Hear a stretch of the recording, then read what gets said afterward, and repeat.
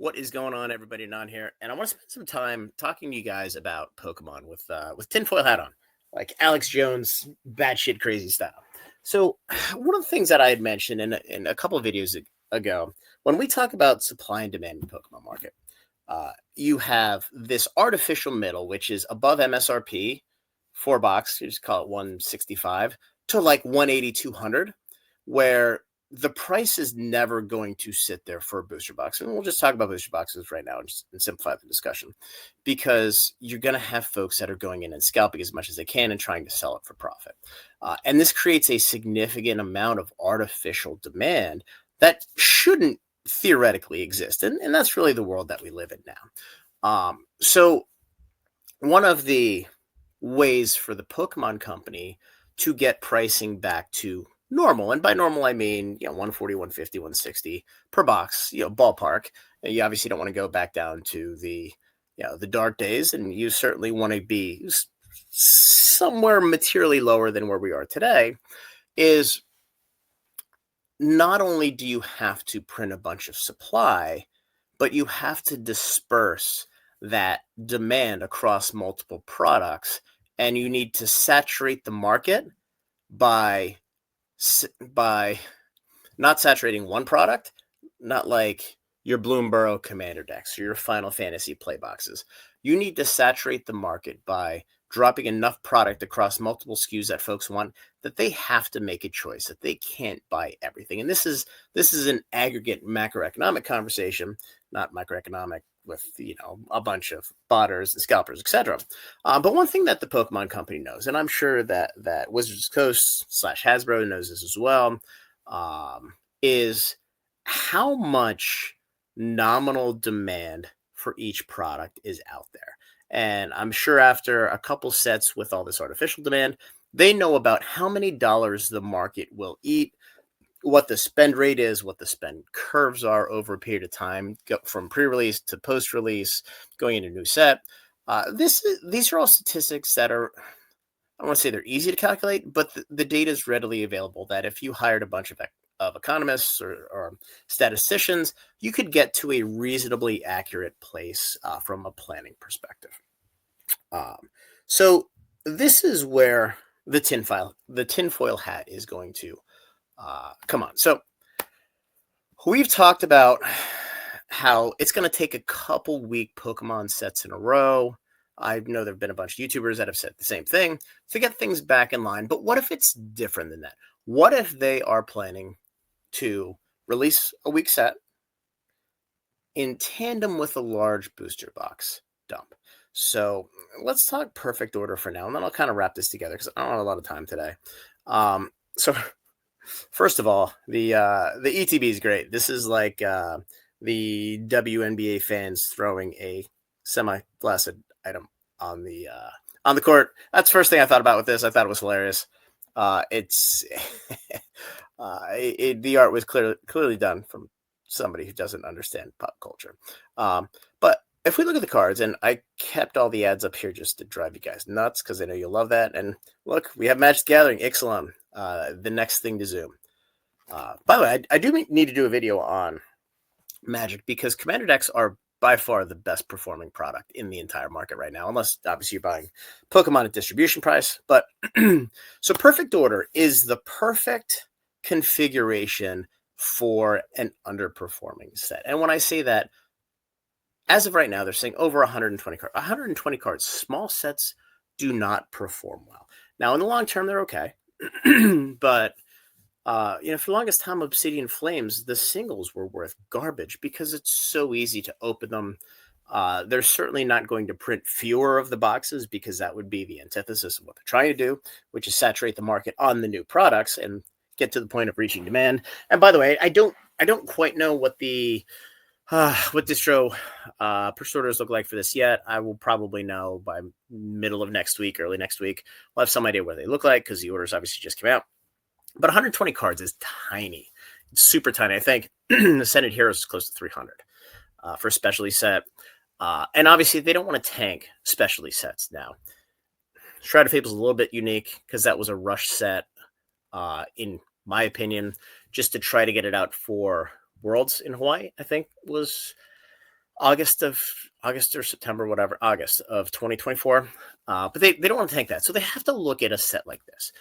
So 120 cards is extremely, extremely small amongst one of the more smaller sets in recent history. You have 4 megas. I don't care about any of these.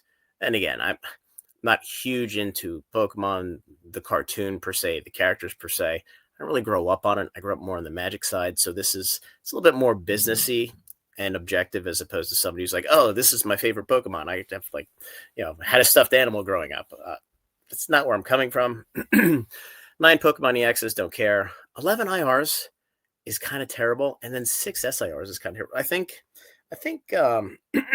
Stellar Crown had 6 SIRs, but the set was a little bit bigger than this, and then more than 25 trainer cards. So the epitome of garbage in English Pokemon are trainer cards. Trainer cards do very, very well in Japanese. I made the comment a little bit ago in Discord. Trainer cards perform like flesh and blood, where the highest point that the cards are ever going to be is pre-release, then release, and every single day after they just degrade and depreciate until they get to the point where nobody gives a shit. And that's just the way trainer cards work, especially with your waifu characters, etc. So this is effectively a set that is set up to underperform more recent sets. Now, I'm sure that this was strategically inserted here because nothing that Pokemon does, and quite honestly, nothing that Wizards of the Coast does, has no purpose and is for the point of doing something to hurt the long-term aspects of the game. And yes, you guys can talk about reprints all you want. With Magic, there's reasons for that I'll get into in a completely different video. But what if, and this is the March set, so what if they were putting this set out in March? They knew that the set would be underwhelming.